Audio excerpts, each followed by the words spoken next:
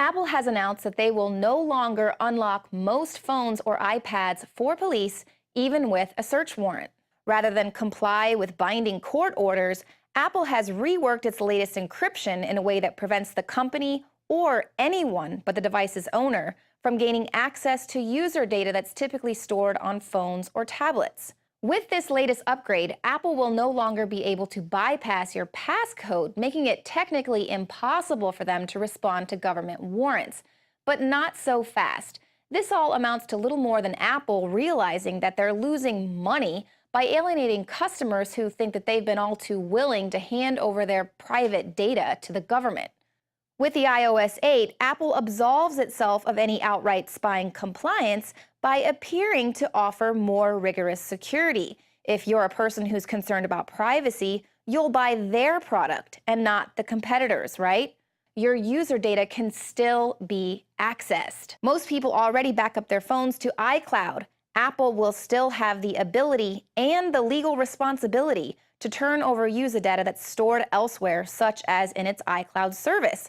Users who want to prevent all forms of police access to their information will have to adjust settings in a way that blocks data from flowing to iCloud.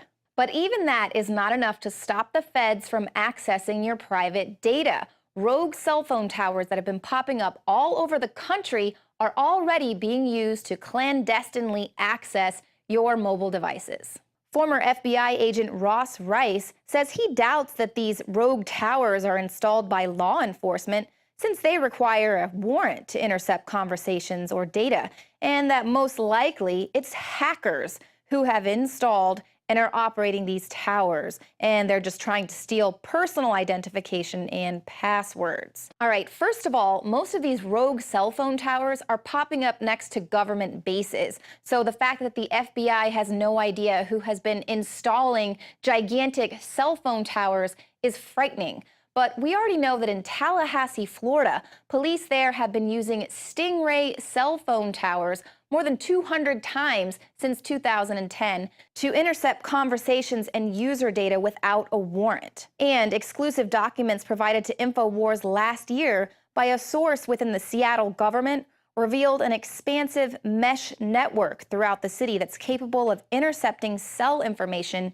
in real time. The network mesh system has the ability to collect a wealth of information about unassociated devices, IP addresses. It can track the last 1,000 GPS locations that have been taken, and the system also controls other surveillance technologies, including license plate readers. A separate page within the document entitled Police Video Diagram shows how police vehicles even receive and control live video feeds from the city's expansive collection of surveillance cameras, which are also tied into the mesh network system. Now, much like the FBI's response to all of these mysterious cell phone towers popping up all over the country, the Seattle police tried to explain away this rogue system as a simple mistake following public outcry in 2013. Meanwhile, as the media is focusing all of its attention on the fact that malicious hackers have stolen nude photos from celebrities, the fact that police are using this very same software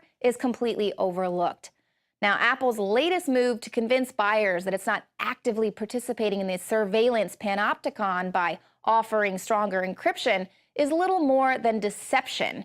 It's just going to keep those slaves lining up to buy its products.